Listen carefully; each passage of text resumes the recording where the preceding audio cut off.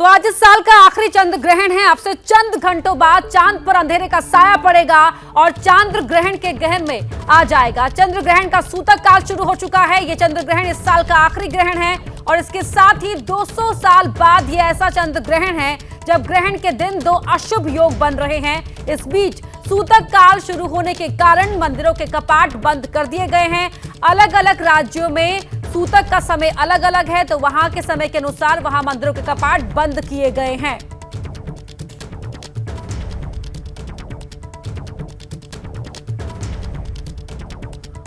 तो आज साल का आखिरी चंद्र ग्रहण है और 200 साल बाद चंद्र ग्रहण पर दो ये अशुभ योग बन रहे हैं। किन राशियों पर कैसा प्रभाव ये चंद्र ग्रहण डालेगा वो हम विस्तार से जानेंगे। हमारे साथ स्टूडियो में तीन खास मेहमान, तीन आचार्य आपको इस वक्त टीवी स्क्रीन पर दिखाई दे रहे होंगे। उनसे हम इस चर्चा को आगे बढ़ाएंगे और जानेंगे कि अपनी अपनी राशि के अनुसार आप किस तरह चंद्र ग्रहण के नेगेटिव प्रभाव को कम कर सकते हैं। लेकिन सबसे पहले आपको दिखाते हैं चंद्र ग्रहण से जुड़ी कुछ कहानियां। विश्व भर में विख्यात प्रसिद्ध खगोल शास्त्री वाराहमिहिर ने करीब 1600 साल पहले संस्कृत में एक किताब लिखी थी, बृहत संहिता। इस किताब के राहुचरा अध्याय में लिखा है कि जब दो ग्रहण एक पक्ष में हो तो तूफान, भूकंप या इंसानी गलती से एक बड़ी त्रासदी होने की आशंका रहती है। माना जा रहा है कि रूस यूक्रेन के युद्ध में कुछ बड़ा हो सकता है। दीपावली के अगले दिन यानी 25 अक्टूबर को सूर्य ग्रहण लगा था और अब चंद्र ग्रहण के साए में देव दीपावली है। एक पक्ष में दो ग्रहण को बहुत अशुभ माना जाता है। आप ये जानकर चौंक जाएंगे कि साल 1979 में जब मोरबी मच्छू नदी पर बना बांध टूटा था जिसमें हजारों लोग मारे गए थे, तो उस वर्ष भी एक पक्ष यानी 15 दिन में दो ग्रहण पड़े थे। 1979 में 22 अगस्त को सूर्य ग्रहण और 6 सितंबर को चंद्र ग्रहण लगा था। बुरा संयोग देखिए, इस बार भी 15 दिनों में दो ग्रहण लगे हैं और इस बार भी मोरबी में मच्छू नदी पर बने केबल ब्रिज पर बड़ा हादसा हो गया। 15 दिन यानी एक पक्ष के अंदर दो ग्रहण का होना बहुत ही अशुभ माना जाता है। हिंदू धर्म में मान्यता है कि महाभारत के युद्ध में भी एक पक्ष में दो ग्रहण लगे थे। 1995 में भी ऐसा ही हुआ था। तब एक बहुत बड़ी घटना हुई थी। इजराइल के प्रधानमंत्री यित्जक राबिन की गोली मारकर हत्या कर दी गई थी।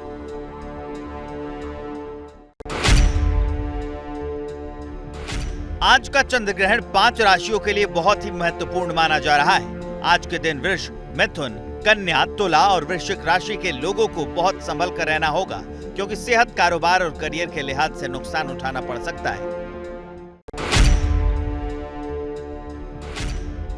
चंद्र ग्रहण की घटना पर चीन में अजब गजब प्राचीन मान्यताएं थी। चीन के आम लोग चंद्र ग्रहण पर घंटियां बजाते थे। उनका मानना था कि ऐसा करने से ड्रैगन चांद को नहीं काटेगा। इसी मान्यता का असर था कि 19वीं शताब्दी में चीन की नेवी चंद्र ग्रहण के दिन चांद को निशाना बनाकर आर्टिलरी फायर करती थी।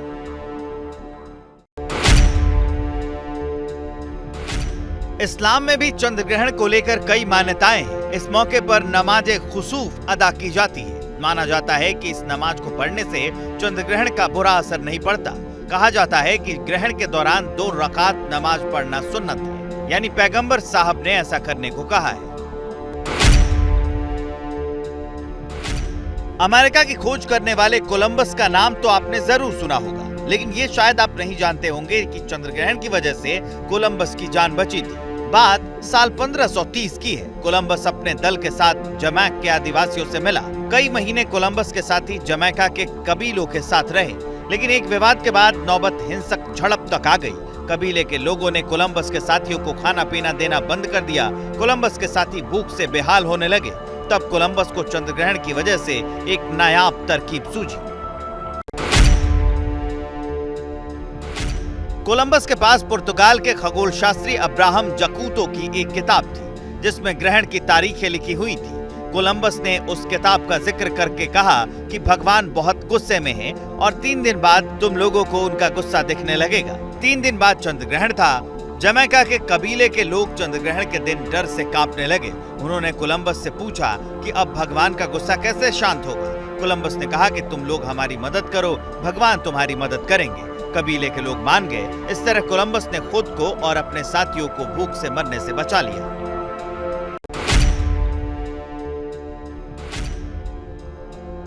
अफ्रीका के टोगो और बेनिन में रहने वाले लोगों के लिए ग्रहण पुराने विवाद सुलझाने का वक्त होता है। बाटा मालीबा कबीले के लोग मानते हैं कि चंद्र ग्रहण सूरज और चंद्रमा के बीच झगड़े से होता है, इसलिए इस समय सब भुलाकर विवाद सुलझा लेना चाहिए।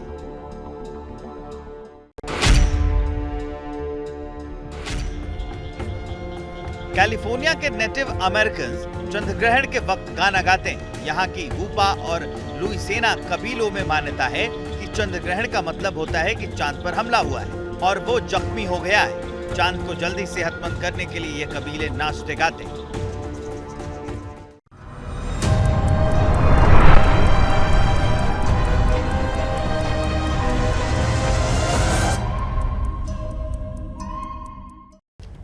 तो स्टूडियो में मेरे साथ जुड़े हुए हैं ज्योतिषाचार्य आचार्य शैलेश तिवारी जी, आचार्य डीपी शास्त्री जी और पंडित राकेश चतुर्वेदी जी, और साथ ही मेरे 3 रिपोर्टर्स भी आपको टीवी स्क्रीन पर दिखाई दे रहे होंगे। जयपुर से मनीष शर्मा हमारे साथ जुड़े हुए हैं मोती डूंगरी मंदिर से, और दिल्ली के इस्कॉन मंदिर से रविकांत आपको टीवी स्क्रीन पर दिखाई दे रहे होंगे। साथ ही चंडीगढ़ के लक्ष्मी नारायण मंदिर से सचिन कुमार भी हमारे साथ जुड़ गए हैं। सचिन, मैं पहले आपका रुख करना चाहूंगी, क्या वहां पर सूतक लग चुका है और किस तरह नियमों का पालन हो रहा है? हाँ जी, बिल्कुल। इस वक्त हम चंडीगढ़ के सेक्टर 20 के लक्ष्मी नारायण मंदिर में हैं और सूतक पड़ चुका है। आपको तस्वीरें में दिखाता हूं कि ये लक्ष्मी नारायण की मूर्ति जो है, इसको जो है पर्दों से जो है ढक दिया गया है। अब जब चंद्र ग्रहण खत्म होगा उसके बाद ये पर्दे जो हैं खोले जाएंगे। श्रद्धालु जो हैं यहाँ अब नहीं आ रहे हैं क्योंकि सूतक जो है पड़ चुका है, इसलिए श्रद्धालुओं के लिए कपाट जो हैं इस मंदिर के जो हैं वो बंद हो चुके हैं। तो फिलहाल हमारे साथ पंडित जी भी हैं इस मंदिर के, उनसे बात करते हैं। पंडित जी, सूतक पड़ चुका है यहाँ अब? जी, सूतक सूतक सुबह 7 बजे से ही पड़ चुका है। ठीक है जी। तो सुबह तो श्रद्धालु काफी संख्या में यहाँ पहुंचे थे? हाँ, आज कार्तिक पूर्णिमा था ना, तो कार्तिक पूर्णिमा में हम लोग हवन करते हैं सुबह। अच्छा। क्योंकि कार्तिक का स्नान जो कर रहे थे उनका आज समाप्त हो गया, तो हवन करके भगवान का आरती करके फिर इसको समाप्त किया जाए। तो ये कब सूतक कब खत्म होगा, कब कपाट खोले जाएंगे श्रद्धालुओं के लिए? कपाट शाम को 7:19 पर। 7:19। ठीक है। तो कपाट जब खोलेंगे उससे पहले आप तमाम जो धार्मिक जो हैं मान्यताएं वो क्या क्या हैं आपकी, जो कपाट खोलने से पहले? कपाट खोलने से पहले सबसे पहले तो हम लोग स्नान करेंगे, जनेऊ वगैरह सब कुछ बदलेंगे। उसके बाद भगवान का स्नान किया जाए कपड़े उपड़े बदल के, उसके बाद आरती करेंगे, फिर कपाट खोल देंगे। ठीक है, ठीक है। तो फिलहाल चंडीगढ़ में जो है वो सूतक पड़ चुका है। यहाँ मंदिरों के कपाट जो हैं वो बंद कर दिए गए हैं श्रद्धालुओं के लिए, और शाम को 7:19 पर जो है ये सूतक जो है वो समाप्त होगा, और उसके 6:19 पर ये सूतक जो है वो समाप्त होगा, और 6:19 पर कपाट जो है वो श्रद्धालुओं के लिए खोले उसके बाद ही श्रद्धालु मंदिर पहुंचकर दर्शन कर पाएंगे। सचिन, आप बने रहिए हमारे साथ। जयपुर का रुख कर लेते हैं। मनीष शर्मा मोती डूंगरी मंदिर से हमारे साथ जुड़ रहे हैं। मनीष, इस वक्त आप वहां पर क्या देख पा रहे हैं? अपर्णा, अगर बात करें जयपुर की तो इसे छोटी काशी कहा जाता है, और चंद्र ग्रहण के सूतक को लेकर के जयपुर में अलग अलग मंदिरों में अलग अलग मान्यता है, या यूँ कहा जाए राजस्थान के जितने बड़े मंदिर हैं उनमें से काफ़ी इस चंद्र ग्रहण के सूतक की वजह से बंद है। मैं जिस जगह इस समय खड़ा हूँ वो है जयपुर का ऐतिहासिक मोती डूंगरी गणेश मंदिर। मेरे बाईं तरफ अगर आप देखें तो मंदिर का मुख्य द्वार है, और इस वक्त गणपति जी के दर्शन संभव हैं। ऐसा इसलिए किया गया है, हालांकि सूतक यहाँ पर लग चुका है, और इस वक्त अगर आप देखें तो आपको जाली के भीतर से गणपति जी के दर्शन होंगे। एक जाली का पर्दा लगा दिया गया है, लेकिन श्रद्धालुओं के प्रवेश को रोका नहीं गया है। यहाँ पर इस वक्त भी श्रद्धालुओं के आने जाने का सिलसिला लगातार चल रहा है, और शाम 5 बजे तक इसी तरीके से अलग अलग झांकियों में श्रद्धालु गणेश जी के दर्शन कर पाएंगे जाली के पर्दे के पीछे से। लेकिन 5 बजे से लेकर रात 8 बजे तक सूतक की वजह से मंदिर को पूरी तरह से बंद कर दिया जाए। इसके बाद मंदिर में आप अगर एक बोर्ड पर, मैं अपने दर्शकों को दिखाना चाहूँगा, यहाँ एक बोर्ड भी है जिसके जरिए सूचित किया गया है कि रात 8 बजे बाद शयन आरती तक दर्शन खुले रहेंगे, लेकिन 5 बजे से लेकर 8 बजे तक ग्रहण के सूतक की वजह से इस मंदिर को पूरी तरह से बंद रखा जाएगा और उसके बाद शुद्धिकरण होगा। पूरे मंदिर प्रांगण को, गर्भगृह को धोया जाएगा दूध और गंगा जल से और उसके बाद यहाँ पर एक बार फिर श्रद्धालुओं के आने का सिलसिला शुरू होगा। अगर राजस्थान के अलग अलग मंदिरों की मैं बात करूं अपर्णा, तो मेहंदीपुर बालाजी जो कि दौसा जिले में सबसे प्रमुख मंदिर है, उसे सूतक काल की वजह से पूरी तरह से बंद कर दिया गया है। लगातार अलग अलग मंदिरों से अलग अलग सूचनाएं हैं, लेकिन ज्यादातर मंदिरों को सूतक काल में बंद रखा जाता है। लेकिन गणेश जी का ये मंदिर जो इसी पक्ष में एक सूर्य ग्रहण भी पड़ा था, तब भी इसी तरीके से श्रद्धालुओं के लिए पर्दा जो एक लगाया गया था उसके जरिए दर्शन कर पा रहे थे। केवल शाम को कुछ समय के लिए मंदिर में श्रद्धालुओं का प्रवेश रोका गया था। तो ये कहा जा सकता है छोटी काशी में मंदिरों की अलग अलग स्थिति है। कई मंदिर ऐसे हैं जो सूतक काल में पूरी तरह से बंद है, लेकिन गणेश जी के इस मंदिर की मैं बात करूं तो यहाँ पर श्रद्धालुओं को पर्दे के पीछे से दर्शन हो पा रहे हैं। जी अपर्णा। बिल्कुल, दिल्ली के इस्कॉन मंदिर से रविकांत भी हमारे साथ जुड़े हुए हैं। रविकांत, कार्तिक मास जो होता है वो भगवान विष्णु का सबसे प्रिय मास होता है, तो ऐसे में हम देखते हैं कि कार्तिक महीने में इस्कॉन की तरफ से कई तरह के कार्यक्रमों का आयोजन होता है। आज चंद्र ग्रहण के मौके पर इस्कॉन के नियम क्या दूसरे नियमों से अलग हैं? यहाँ क्या विधि विधान है? अपर्णा, सबसे पहले हम जहां खड़े हैं वहां का माहौल दिखा दें। ये ग्रेटर कैलाश का इस्कॉन मंदिर है जहां पर पट खुले हुए हैं। आप देख सकते हैं, चूंकि इस्कॉन का जो रीति रिवाज है वो थोड़ा सा अलग होता है। यहाँ पर सिर्फ 1 घंटे का सूतक माना जाता है। यहाँ पर थोड़ी देर पहले कपाट बंद किए गए थे, लेकिन अब कपाट खोल दिए गए हैं।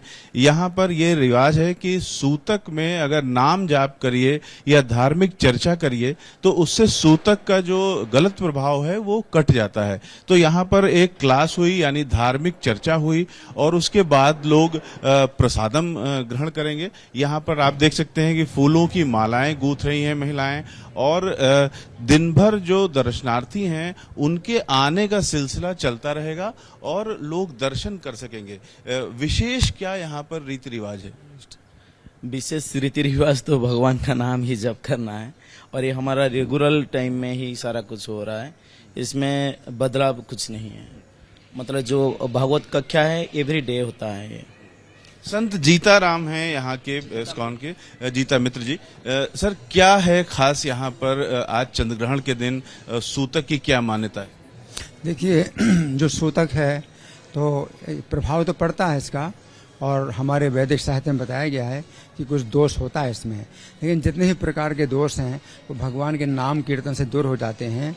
तो केवल इस प्रकार का दोष नहीं है, मंत्रों का दोष हो, तंत्रों का दोष हो, स्थान का दोष हो, समय का दोष हो, और व्यक्ति के अंदर दोष हो, ये सभी प्रकार के दोष नाम कीर्तन से दूर होते हैं। इसलिए हमारा जो है विशेष विधि है हर समय नाम का कीर्तन करना है। कपाट आज दिन भर खुले रहेंगे? देखिए, 1 घंटा पहले ग्रहण के समय बंद रहेंगे और ग्रहण के 1 घंटे पहले भी बंद रहेंगे। यहाँ पर 4:15 बजे जो मंदिर खुलता है वो नहीं खुलेगा, खुलेगा 6:30 बजे। लोग दर्शन के लिए आते रहेंगे दिन भर? हाँ, तो जिस समय मंदिर खुला है तो लोग आते रहेंगे, और अगर लोग आते हैं जिस समय मंदिर बंद है तो मंदिर बंद देख करके भी चले जाएंगे। तो अपर्णा, देख सकते हैं कि यहाँ पर अन्य मंदिरों की अपेक्षा थोड़ा सा रीति रिवाज अलग है, जिसके कारण यहाँ पर पट अभी भी खुले हुए हैं। बिल्कुल, और वहाँ पर बस 1 घंटे का ही सूतक होता है जिसके नियमों का पालन होता है। और हमारे साथ बेंगलुरु से पिंकी राज पुरोहित भी जुड़ी हुई हैं। पिंकी, मैं आपका रुख करूंगी, लेकिन उससे पहले जो स्टूडियो में मेहमान मेरे साथ लगातार जुड़े हुए हैं उनका रुख कर लेती हूँ। आचार्य शैलेश तिवारी जी, मैं देख पा रही हूँ कि आपके जो सामने ना 3 शंख भी रखे हुए हैं, अलग अलग तरह के शंख रखे हुए हैं। तो चंद्र ग्रहण के मौके पर जब हम जप करते हैं, प्रभु का नाम लेते हैं, तो शंख को किस तरह से हम इस्तेमाल कर सकते हैं, शंख का वादन कैसे कर सकते हैं? सबसे पहले मैं शंखनाद करके फिर मैं आपको इसका महत्व बताऊंगा।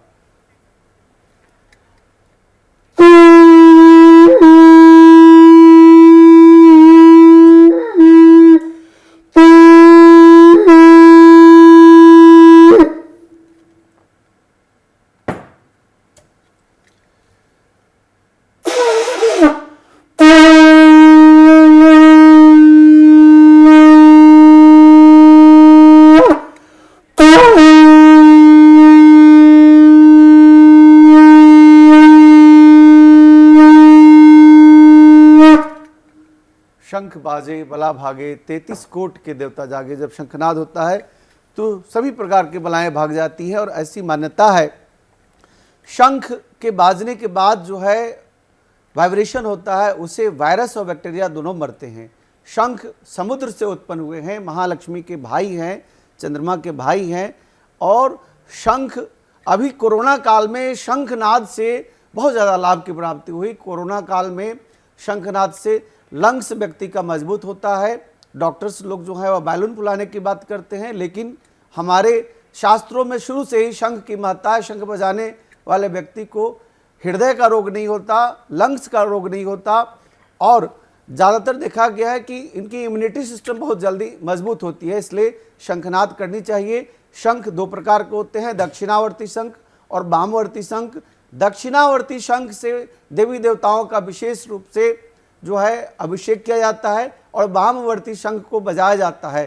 शंख को साक्षात भगवान विष्णु ने धारण कर रखा है, माँ दुर्गा जी ने धारण कर रखा है, इसलिए कहा गया सशंकर चक्रम सकरिष्ट कुंडलम सपित वस्तु सरसी रुचनम सहार वस्तु असलको सर्वस्वम नमामि विष्णु शीर्षा चतुर्भुजम।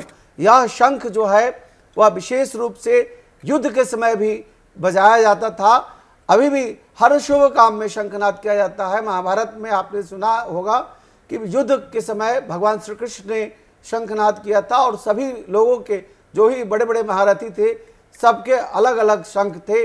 किसी का पौंड्रिक शंख था, किसी का पंचजन्य शंख था। शंखों की विशेष महत्ता हमारे शास्त्रों में बताई गई है, और इस कली काल में, इस समय में भी शंखनाद करने वाले व्यक्ति के जीवन में उनके हर प्रकार की सौहार्द की प्राप्ति होती है। महालक्ष्मी प्रसन्न होती है, क्योंकि शंख जहाँ होता है वहाँ महालक्ष्मी का वास होता है। दक्षिणावर्ती शंख रखना चाहिए। लक्ष्मी पूजा पर विशेष रूप से दक्षिणावर्ती शंख की पूजा की जाती है। और वामवर्ती शंख हमारे सभी कर्मकांड के सभी आयोजनों में, चाहे शादी विवाह हो, चाहे सत्यनारायण भगवान का कथा हो, चाहे कोई भी पूजा पत्ति हो, हर जगह शंखनाद किया जाता है, और शास्त्रों में इसकी विशेष महत्ता लेकिन बताई आचार्य गई जी, है। सवाल एक मेरे मन में ये भी है कि सनातनी परंपराओं के मुताबिक क्या चंद्र ग्रहण के समय हम शंख बजा सकते हैं? बिल्कुल शंखनाद कर सकते हैं, और कुछ लोग अपने घर में शंख में जल भर करके रखें, और जब ग्रहण काल समाप्त होगा तो उसी जल से, शंख के जल से स्नान करें, तो आपके जीवन में सौभाग्य की प्राप्ति होगी। और शंख बजाने से आपको वातावरण भी शुद्धि होती है, वहाँ का बैक्टीरिया वायरस भी मरता है, और खासकर चाहे चंद्र ग्रहण हो या सूर्य ग्रहण हो, उस समय शंखनाद करने से विशेष लाभ की प्राप्ति होती है, इसलिए शंखनाद करनी चाहिए। ठीक है, बहुत ही अच्छा आपने बता दिया, यहाँ पर विस्तार से वर्णन किया है। आचार्य डीपी शास्त्री जी, एक और सवाल उन तमाम लोगों के लिए जिन्हें चंद्र ग्रहण के इस मौके पर भी यात्रा करनी पड़ रही है, उनके लिए किस तरह से आप कहेंगे कि उन्हें किन खास बातों का ध्यान रखना होगा? देखिए, यात्रा अग्नि, जल, वायु, पृथ्वी, आकाश, मंत्र, ब्राह्मण ये सदैव चलता रहता है और शुद्ध भी रहता है। आप कहीं भी यात्रा करें, भगवान नाम स्मरण करें, भगवान कृष्ण को प्रणाम करें। ओम कृष्णाय वासुदेवाय हरे परमात्मने प्रणत क्लेश नाशाय गोविंदाय नमो नमः। यात्रा के जो देवता हैं भगवान गणपति से प्रारंभ होता है। हमारे यहाँ 10 दिक्पाल ले होता है। पूर्वे रक्षतु बाराः, आग्नेय गरुणध्वजा, दक्षिणे रक्षतु पद्मनाभम, नैऋत्यम मधुसूदनम, पश्चिमे पातु गोविंदम, वाप्यम तो जनार्दनम, उत्तरे श्रीपति रक्षता, ऐसा महेश्वरः। ये सब कोण के एक एक देवता, एक एक स्वामी हैं, इनका नाम का स्मरण करना चाहिए और स्मरण करके यात्रा प्रारंभ करना चाहिए। हो सके तो आप यात्रा ना करें ग्रहण काल में 2:39 से लेकर 6:19 तक। ये जो पूरे भारत और पूरे विश्व में यात्रा है, अगर मजबूरी है तो आप करिए, नहीं तो परित्याग करिए। भारत में तो खास करके 5:12 से 1 घंटे का जो समय है, मौन धारण करें, अपना काम करें, नौकरी पेशा में वो भी धारण करें, काम को आगे बढ़ाते रहें, बल्कि भगवान का नाम का चिंतन करते रहें। गीता का 12 अध्याय का पाठ आज अगर आप करती हैं, चाहे कोई व्यक्ति करता है या सुंदरकांड का पाठ करता है, तो उसके जीवन में हनुमान जी और भगवान कृष्ण दोनों की कृपा प्राप्त होती है। शंखनाद से अभी हम लोग चर्चा कर रहे थे, शंख लक्ष्मी का भी प्रतीक माना गया है, और भगवान विष्णु के साले होने के कारण एक भगवान विष्णु का पंचायतन परिवार है, जहाँ पे इनका सबका एक संयोग होता है। अधन सुत दारा लक्ष्मी पापी के घर होए। ये सबके जीवन में पुत्र भी पत्नी भी हो, बल्कि जिसमें नारायण नाम है, चंद्र नाम है, कृष्ण नाम है, गंगा नाम है, वो सदैव पूजनीय है। यात्रा आप जरूर करें, बल्कि भगवान के नाम को स्मरण करते हुए करें। जी बिल्कुल, पंडित राकेश जी भी जुड़े हुए हैं मेरे साथ। आपका रुख करने से पहले एक बार बेंगलुरु का रुख करना चाहूंगी मैं, जहां पर पिंकी राजपुरोहित मेरी सहयोगी जुड़ रही हैं। पिंकी, वहां आप इस समय किस मंदिर में मौजूद हैं, या वहां पर चंद्र ग्रहण को लेकर किस तरह की तैयारी देखने को मिल रही है? देखिए, आपको बता दूं कि कर्नाटका के मंदिरों की अगर बात करें तो फिलहाल क्योंकि सूतक लगने के कारण जो है बंद रखे गए हैं, लेकिन वहीं अगर तैयारियों की बात करें तो तमाम जो प्लेनेटोरियम है वहां पर पूरी तरह से तैयारियां की जा चुकी है, ताकि जो भी वहां पहुंचेगा वो विटनेस कर सके। और खास करके स्कूल स्टूडेंट्स जो है उन्हें किस तरह से अवेयर करना है इस सब्जेक्ट के बारे में, उसको लेकर खास तैयारियां की गई है। साथ ही यहाँ पर अगर आपको और जानकारी बताएं तो खगोलीय घटना के अनुसार जो है आज 2 ऐसी खगोलीय घटना लोगों को देखने को मिलेगी। खासतौर पर पूर्ण चंद्र ग्रहण, जाहिर तौर पर ब्लड मून जो है वो आज देखने को मिलेगा। लाल रंग का जो है चंद्रमा पूरी तरह से देखने को मिलेगा, क्योंकि जो पृथ्वी है वो पूर्ण तरीके से जो है सूर्य और चंद्रमा के बीच में आएगी। जो सूर्य की जो रोशनी होगी वो पृथ्वी के एटमॉस्फेयर के साइड से होकर जो है चंद्रमा पर गिरेगी, और यही कारण है कि लाल रंग जो है वो चंद्रमा पर देखने को मिलेगा। लेकिन यहाँ पर खास बात यह कि आज यूरेनस भी जो है लोगों को देखने को मिलेगा। सौर मंडल का जो 7वां ग्रह है वो आज पूरी तरह से चमकीला देखने को मिलेगा। छोटी उंगली के चौड़ाई जितना ये ग्रह है, जो कि चंद्रमा के बिल्कुल नजदीक चमकता हुआ दिखाई देगा। अपर्णा, अगर आपको बताए, क्योंकि अमूमन जो है चंद्रमा पर जो रोशनी होती है वो यूरेनस को फीका कर देता, लेकिन आज क्योंकि चंद्रमा पर जो रोशनी है वो फीकी होगी, और यही कारण है कि यूरेनस जो है वो काफी ज्यादा ब्राइट देखने को मिलेगा। और यही कारण है कि जो साइंटिस्ट है और खासतौर पर जो स्टूडेंट्स है वो इन दोनों खगोलीय घटनाओं को लेकर काफी ज्यादा एक्साइटेड है, क्योंकि यूरेनस भी जो है आज लोग देख पाएंगे। जी बिल्कुल, खगोलीय घटना है चंद्र ग्रहण, तो ऐसे में वहां पर किस तरह से व्यवस्था की गई है इस घटना को देखने के लिए उन तमाम छात्रों के लिए जिनके अंदर जिज्ञासा है चंद्र ग्रहण को लेकर, और जिज्ञासा तमाम जो श्रद्धालु हैं या तमाम जो दर्शक हैं उनके मन में भी है चंद्र ग्रहण को लेकर। अलग अलग तरह के सवाल भी उठ रहे हैं। पिंकी, बहुत शुक्रिया आपका इस पूरी जानकारी के लिए। लेकिन जो सवाल आपके मन में समय उठ रहे होंगे कि क्या कुछ करना चाहिए, क्या कुछ नहीं करना चाहिए, आपकी राशि पर चंद्र ग्रहण का क्या असर पड़ रहा है, इन तमाम सवालों का जवाब आपको देने के लिए हमारे साथ इसलिए 3 खास मेहमान स्टूडियो में मौजूद है लगातार।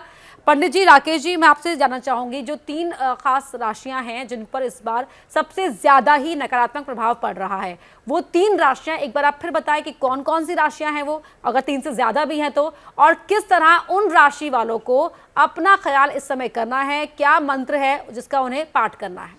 देखिए, भरणी के तृतीय चरण में यह ग्रहण लग रहा है, तो 3 से ज़्यादा राशियां प्रभावित होंगी। देखिए, 2 राशियां मुख्यतः मंगल की राशि है जो कि मेष और वृश्चिक है, और 2 राशियां जो हैं वह शुक्र की है। यह विशेष रूप से 4 राशियां बहुत ज़्यादा प्रभावित होंगी। शुक्र की राशियों में वृष आता है और तुला राशि आती है। इसके अन्यत्र भी जो है वह 5 राशियाँ और ज़्यादा प्रभावित होंगी, यानी कि कुल मिलाकर 9 राशियाँ जो है वह नकारात्मक प्रभाव में ज़्यादा रहेंगी। और जो यहाँ पर देखने को रहेगा कि 8 से 9 राशियां नकारात्मक प्रभाव में रहेंगी, और बाकी 3 से 4 राशियों पर यहां पर कम प्रभाव रहेगा।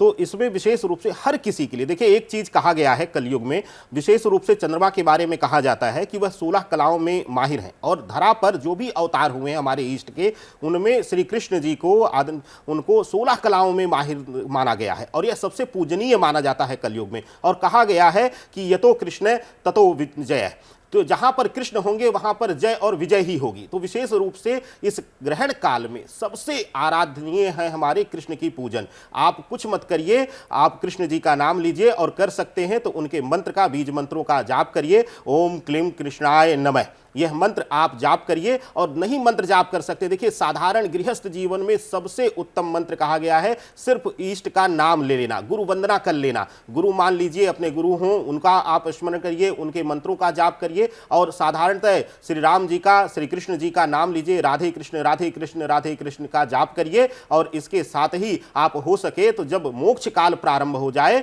तो आप वहां पर हवन इत्यादि भी उनके नाम से करिए। यह अति वंदनीय और शुभकारी कदम रहेगा आपके लिए इस ग्रहण काल में। जी, आचार्य शैलेश जी, क्या ऐसी भी राशियां होती हैं जिन पर ये ग्रहण अपना अच्छा प्रभाव देते हैं? अगर आज ऐसे मौके पर वो कौन सी राशियां हैं?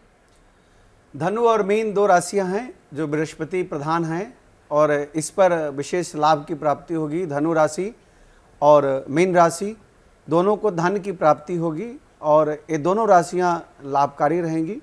इनके जो जातक हैं सबको लाभ की प्राप्ति होगी। लेकिन ग्रहण काल में 12 राशि जो है वह ग्रहण से ग्रसित हैं। किसी पर कम असर होगा, किसी पर ज़्यादा असर होगा, जैसा कि हमारे भाई ने बताया, चतुर्वेदी जी ने, कि मेष राशि और वृश्चिक राशि दोनों मंगल की राशि है, और चूंकि मेष राशि पर यह ग्रहण लग रहा है, भरणी नक्षत्र में लग रहा है। भरणी नक्षत्र का स्वामी जो है वह शुक्र हैं, और शुक्र की 2 राशियां हैं, वृषभ और तुला हैं। तो इन 4 राशियों पर विशेष असर रहेगा। और साथ ही साथ कुंभ की बात करें और मकर की बात करें तो इस दोनों के स्वामी शनि हैं। इन दोनों राशियों पर भी विशेष असर होगा, यानी हम कह सकते हैं 6 राशियां विशेष रूप से प्रभावित होंगी। और जो बची हुई राशि है, जिसे मिथुन राशि जो है, कर्क राशि जो है, इसको लाभ की प्राप्ति होगी। और जो सिंह राशि है वह सम होगा, उस पर न बहुत ज़्यादा लाभ होगा न बहुत ज़्यादा हानि होगा। बिल्कुल। और अब हम चंद्र ग्रहण को लेकर जिस चर्चा को लगातार आगे बढ़ाएं, उससे पहले चंद्र ग्रहण से जुड़ी हुई कुछ महत्वपूर्ण कहानियां बताते हैं आपको, आइए वो देख लेते हैं। 25 अक्टूबर 2022 को सूर्य ग्रहण और अब 15 दिन के भीतर चंद्र ग्रहण। एक पखवाड़े के भीतर 2 ग्रहण को कई ज्योतिष बड़े अशुभ का संकेत मान रहे हैं। ज्योतिषियों का मानना है कि मौसम में अचानक बदलाव और वैश्विक मंदी का असर दुनिया की बड़ी आबादी पर पड़ने वाला है।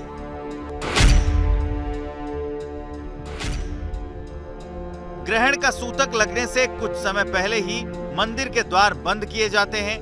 ये वो वक्त होता है जब मंदिरों में देवी देवताओं के दर्शन नहीं करने दिए जाते, लेकिन सूतक समाप्त होने के बाद मंदिरों की विधिवत सफाई की जाती है और उसके बाद पुजारी पूजा अर्चना करते हैं। फिर भक्तों के लिए मंदिर के द्वार खोले जाते हैं। –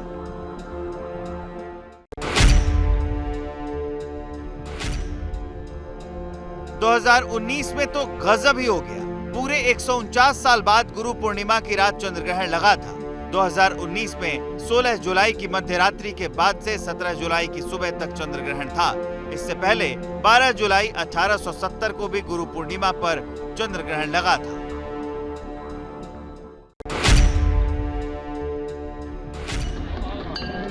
– 2019 में जुलाई महीने के चंद्र ग्रहण की एक और खास बात थी। 28 साल में सिर्फ तीसरी बार ऐसा हुआ था जब वाराणसी के दशाश्वमेध घाट पर दिन में आरती हुई थी। 1991 से शुरू हुई गंगा आरती शाम को होती है, लेकिन 2019 जुलाई में चंद्र ग्रहण की वजह से सूतक के कारण 28 साल में तीसरी बार दिन में गंगा आरती दोपहर 3 बजे से 4 बजे तक हुई थी।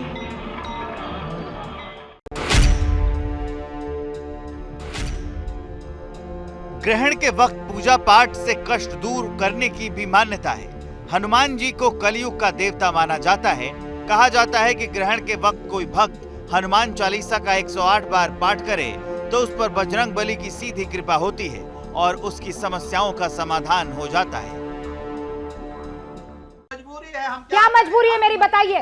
मैं अभी आपको बताती हूँ कि मैंने ओए होए होए होए नमकीन के चटकारे लेते हुए टकटकी मार के डिबेट शो को पॉज रिपीट कर करके देख रहे हैं जोगिंदर जी। इनकी तरह आप भी देखें अपने फेवरेट डिबेट्स को रिपीट कर और डाउनलोड कीजिए एबीपी लाइव ऐप अपने स्मार्ट टीवी पर।